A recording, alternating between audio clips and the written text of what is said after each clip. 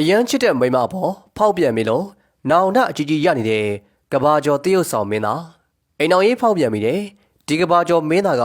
သူ့တဘဝလုံးမှာနောင်တတွေနဲ့နေထိုင်နေရပါတယ်ဒီမင်းသားရဲ့ဇနီးဟောင်းကတခိတခါကဟောလိဝုဒ်ရဲ့အချောတကအချောဆုံးအလှဆုံးတရုတ်ဆောင်တစ်ယောက်ပါရုပ်ရည်လေးကလည်းလားစိတ်ထားလေးကလည်းကောင်းသူမို့သူ့ကိုအမေရိကရဲ့အသည်းနှလုံးတို့တော်တင်စားခေါ်ခဲ့ကြတာပဲဖြစ်ပါတယ်ဒီလိုချောလာလေးကိုပိုင်ဆိုင်ခွင့်ရတဲ့ဒီမင်းသားကိုလည်းလူတိုင်းကအားကျခဲ့ရပါတယ်သူတို့ဇနီးမောင်နှံအကြောင်းကအဲ့ဒီအချိန်တုန်းကသတင်းစာမျက်နှာတွေမှာမပါရင်မပြီးပြည့်စုံတဲ့အထိရှမ်းရှမ်းတောက်ကြော်ကြားခဲ့တာပဲဖြစ်ပါတယ်ဒါပေမဲ့ဒီမင်းသားကသူ့ဇနီးအချောလာလေးရဲ့ကိုယ်ရမှာဖောက်ပြန်ပြီးတော့ရဲရဲဆက်ဆက်အသေးခွဲသွားခဲ့ပါတယ်ဒီမင်းသားနဲ့ဖောက်ပြန်တဲ့သူကပရိသတ်တွေရင်းနှီးနှီးသိပြီးသားလူတစ်ယောက်ပါပဲသူကပရာဟိတတွေလောက်ပြီးတော့အလူတန်းရက်ရော်လို့ချစ်သူခင်သူပေါများတယ်ဟောလိဝုဒ်ရဲ့ထိပ်တန်းမင်းသမီးအန်ဂျလိုင်းနာဂျိုလီပဲဖြစ်ပါတယ်ဒါပေမဲ့အခုလို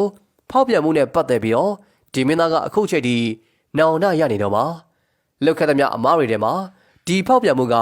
သူ့တဘဝလုံးကိုတစ်စေတကောင်လိုခြောက်လန့်နေမယ်လောက်ရတစ်ခုအဖြစ်ရှိနေပါတယ်ဒီကဘာကျော်မင်းသားကဇနီးအချောလာလေးကိုပိုင်ဆိုင်ထားလျင်နေဘာလို့မို့နောက်တစ်ယောက်နဲ့ဖောက်ပြန်ရတာလဲဒီလိုဖောက်ပြန်ပြီးမှရက်လာတယ်သူတို့နှစ်ယောက်ရဲ့အနာဂတ်ခီးကရောဖြောင်မြူးตายရပါရဲ့လားဒီအကြောင်းတွေကိုတင်ဆက်ပေးသွားပါမလို့ပရိသတ်တွေဗီဒီယိုလေးကိုအဆုံးထိကြည့်ရှုဖို့ဖိတ်ခေါ်လိုက်ပါတယ်ဒီဗီဒီယိုလေးကိုဆက်လက်မကြည့်ရှုခင်မှာ channel လေးကို like and follow လုပ်ပြီးတော့အားပေးသွားဖို့ကိုလည်းပြောချင်ပါတယ်2000ခုနှစ်ဝန်းကျင်လောက်တုန်းကဟောလိဝုဒ်မှာနေနဲ့လာရွှေနဲ့မြလို့လိုက်ဖက်ညီလွန်းလာတဲ့ဇနီးမောင်နှံအတွဲတွဲပေါ်ထွက်လာခဲ့ပူပါတယ်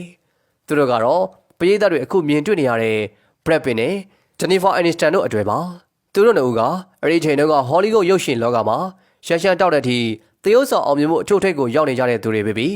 လူတိုင်းရဲ့အားကျလေးစားခြင်းကိုခံခဲ့ရတဲ့သူတွေပဲဖြစ်ပါတယ်။သတင်းစာမျက်နှာထဲမှာသူတို့နှစ်ယောက်အကြောင်းတွေပါပြီးတော့ဟောလိဝုဒ်ရဲ့ရှာရှာပပအောင်မြင်တဲ့အိမ်တော်ရေးတစ်ခုအဖြစ်နဲ့ပါသတ်မှတ်ခြင်းကိုခံခဲ့ရပါသေးတယ်။ဒါပေမဲ့ဒီကြီးကျူးမှုတွေကစောလုံးနေခဲ့ပါတယ်။သူတို့နှစ်ယောက်2000ခုနှစ်မှာလက်ထပ်ခဲ့ကြပါတယ်။ပြီးတော့အိမ်တော်ပြုတ်ပြီးတော့9နှစ်အကြာမှာတရားဝင်ပြဆဲခဲ့ကြလို့ဟောလိဝုဒ်အတိုင်းဝိုင်းတင်သားမကတကဘာလုံးကမှာအံ့ဩတကြီးဖြစ်သွားခဲ့ရပါတယ်။လူတွေက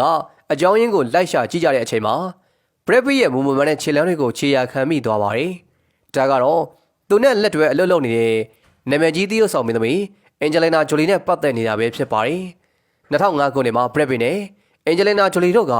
စကားတကားမှာအတူတွဲသရုပ်ဆောင်ဖို့ဖြစ်လာပါတယ်။အဲဒီအချိန်ကစပြီးသူတို့နှစ်ယောက်ရဲ့တိတ်တိတ်ဖို့အချင်းဆက်လန်ကစတင်လာပါတယ်။ပြီးတော့အဲ့ဒီနေ့အတွင်းမှာပဲဘရက်ပီနဲ့ဂျနီဖာအန်နစ်စတန်တို့ကွာရှင်းပြဆဲသွားပါတယ်။ပြီးတော့အဲ့ဒီနေ့အတွင်းမှာပဲဘရက်ပီနဲ့အန်ဂျလိနာဂျိုလီနဲ့သူမရဲ့မွေးစားသားတို့ကိုကင်ညာနိုင်ငံကကန်ကျင်မှာအတူရှိနေတာကိုပပရာဇီတွေကနေတွေ့သွားရကန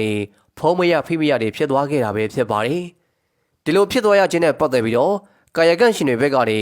ထုတ်မပြောခဲ့ကြပေမဲ့လေဟိုဒေဇဒီဒေဇထွက်လာတဲ့သတင်းတွေရှိခဲ့ပါတယ်။ဒါကတော့ဘရက်ပီကမိသားစုဘဝကိုပိုင်ဆိုင်နေတာဖြစ်ပါတယ်။အိမ်တော်မျိုးကလေးယူပြီးတော့ตายရတဲ့မိသားစုတစုကိုထူထောင်ဖို့ဆိုတာဘရက်ပီရဲ့အဖြစ်ချင်းဆုံးဆန္ဒတစ်ခုပါ။ဒါပေမဲ့သူ့အိမ်တော်ဖက်ဖြစ်တဲ့ဇနီးချော်လေး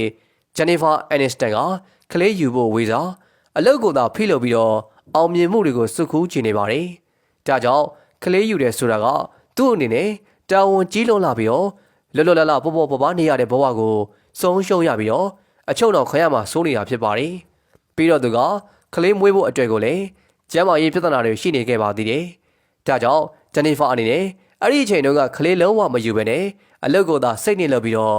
အောင်မြင်တဲ့သရုပ်ဆောင်ဘဝကိုသာထိန်းထားခဲ့ကျင်တာဖြစ်ပါတယ်။ဒါပေမဲ့ယောက်ျားဖြစ်တဲ့ဘရက်ပီကတော့ဒီလိုမျိုးမဟုတ်ပါဘူး။သူကသားနဲ့မယားနဲ့မိသားစုဘဝကိုပိုင်ဆိုင်ခြင်းစိတ်ရှိနေပါတယ်။ခက်တာကသူတို့အိမ်တော်ရေးမှာဒီစိတ်ရှိတာကသူပဲဖြစ်ပြီးတော့မိမဖြစ်သူကတော့ဒါကိုစိတ်မဝင်စားနေတာပါပဲ။ဒီအချိန်မှာသူ့မျက်လုံးနဲ့ဝင်လာတာကကလေးတယောက်ကိုမွေးစားပြီးတော့ပြူစုပြိုးထောင်နေတဲ့အန်ဂျလိနာဂျိုလီပဲဖြစ်ပါတယ်။ဂျိုလီကအဲ့ဒီအချိန်မှာကဘာပတ်ပြီးတော့ပရာဟိတတွေလုပ်ရင်းနဲ့စွန့်စားကန်းတွေဖွင့်နေတာဖြစ်ပါတယ်။အဲ့လိုလူမျိုးဖြစ်နေချိန်မှာဘရက်ပီနဲ့သူတွေကချစ်ခံကြိုက်ခံတွေပါဝင်နေအရှင်ငါးတကားကိုတရုပ်ဆောင်ရဖို့ဖြစ်လာပါတယ်။ဒီအချိန်မှာအိုးချင်းထားအိုးချင်းတီကျိုးချင်းထားကျိုးချင်းညှစ်ပြီးတော့လှုပ်ဖို့ကင်မဲ့ဘဝကနေအဆင့်တက်လာခဲ့ကြတာပဲဖြစ်ပါတယ်။ဒါကြောင့်ဘရက်ပီအနေနဲ့တစ်ဖက်မှာမိမဖြစ်နေတဲ့ဂျန်နီဖာအန်နစ်စတန်က ခလေးမလို့ကျွန်တော်ပြဿနာတက်နေချိန်တစ်ဖက်မှာတော့သူ့မိမစီကမရှိတဲ့အရာတွေကိုပြစ်နေနေတဲ့အန်ဂျလိနာဂျိုလီဘက်ကိုအလေးသာလာပါတယ်။အဲဒီကနေစပြီးတော့သူကဂျနီဖာအန်နက်စတန်နဲ့လူသိရှင်ကြားလမ်းခွဲလိုက်တဲ့အပြင်တစ်ဖက်မှာလည်းအန်ဂျလိနာဂျိုလီနဲ့လူသိရှင်ကြားတွဲခဲ့လိုက်ပါတော့တယ်။ဒီလိုနဲ့2006ခုနှစ်မှာပရက်ဗင်နဲ့ဂျိုလီတို့ကလေးတယောက်ရလာပါတယ်။အချိန်ကြာသူတို့နေရာတွဲခဲ့လို့ကလေးတွေရခဲ့ပေမဲ့လည်း2014ခုနှစ်မှာတရားဝင်လက်ထပ်ခဲ့တာဖြစ်ပါတယ်။ပရက်ဗင်အနေနဲ့သူနေခြင်းတဲ့ဘဝဖြစ်တဲ့သားရီမယားတွေနဲ့ပြောကြီးနေခွင့်ရသွားခဲ့တာဖြစ်ပါတယ်။ဒါပေမဲ့ဒီအပြော်တွေကဆယ်စုနှစ်တခုအကြာမှာပြိုကျပျက်စီးလာဖို့တာဆူလာပါတယ်။ဘာကြောင့်လဲဆိုတော့လက်ထပ်ပြီးတော့နှစ်အကြာမှာတင်ပဲဂျိုလီဘက်ကနေပရက်ဗင်နဲ့ကွာရှင်းမှုကျူးပန်းခဲ့လို့ပဲဖြစ်ပါတယ်။နောက်ခံအကြောင်းရင်းကလေရင်စီးနေတော့မှပရက်ဗင်ကနေသားသမီးတွေနဲ့ဂျိုလီပေါ်မှာစကားနေတာမကလက်ပါပြီးတော့နိုင်တဲ့စီးနေလောက်ခဲ့လို့ပဲဖြစ်ပါတယ်။ဒီပြဿနာကြောင့်ကို FBI နဲ့ကလေးတငယ်ကာကွယ်စောင့်ရှောက်ရေးကလည်းလာစစ်ဆေးခဲ့ပေမဲ့လည်းပရက်ဗစ်ကိုတော့တရားစွဲတာမျိုးမလုပ်ခဲ့ပါဘူး။ပြီးတော့စီဝါရေးပြဿနာအနေနဲ့ဂျိုလီကပရက်ဗစ်နဲ့သူတို့နှစ်ဦးပိုင်တဲ့အထက်ကယင်းဒီမြုံနယ်မှုတွေကိုအသိမပေးဘဲနဲ့ရောင်းပြစ်လိုက်တာမျိုးတွေကလည်းရှိလာပါတယ်။ဒီကိစ္စနဲ့ပတ်သက်ပြီးတော့နှစ်ယောက်ကြားမှာအပြန်အလှန်တရားစွဲဆိုတာမျိုးတွေအထီတောင်ဖြစ်လာခဲ့တာဖြစ်ပါတယ်။ဒီလိုနဲ့သူတို့နှစ်ယောက်က2022ခုနှစ်မှာတရားဝင်ပြတ်ဆဲသွားပြီးတော့ပရက်ဗစ်ပိုင်ဆိုင်ထားခဲ့တဲ့မိသားစုဘဝကပြိုပြက်သွားခဲ့ပါတယ်။ဂျိုလီနဲ့ပြက်ဆဲသွားပြီးတဲ့နောက်မှာပရက်ဗစ်ကအင်တာဗျူးတွေမှာအခုလိုဖြေခဲ့ပူပါတယ်။သူ့အနေနဲ့စုံပြချက်တွေနဲ့ပတ်သက်ပြီးတော့နောင်တရနေတယ်။အဲ့ဒီထဲကမှကျွန်တော်တဘွားလုံးလုပ်ခဲ့ပြီးတဲ့အမားတွေကစနီဟောင်းဂျနီဖာအန်နက်စတန်နဲ့လမ်းခွဲခဲ့မှုကအကြီးမားဆုံးအမားဖြစ်တယ်ဆိုပြီးတော့နောင်တတွေနဲ့ဖြေခဲ့တာဖြစ်ပါတယ်။ပရိသတ်တွေအနေနဲ့ဒီဗီဒီယိုကိုကြည့်ရှုပြီးတော့ဟောလီဝုဒ်ကဒီသုံးပွင့်ဆိုင်အခြေဇလန်းအပေါ်မှာဘယ်လိုမြင်လဲဆိုတာကိုကောမန့်မှာရေးပေးသွားဖို့ဖိတ်ခေါ်လိုက်ပါတယ်။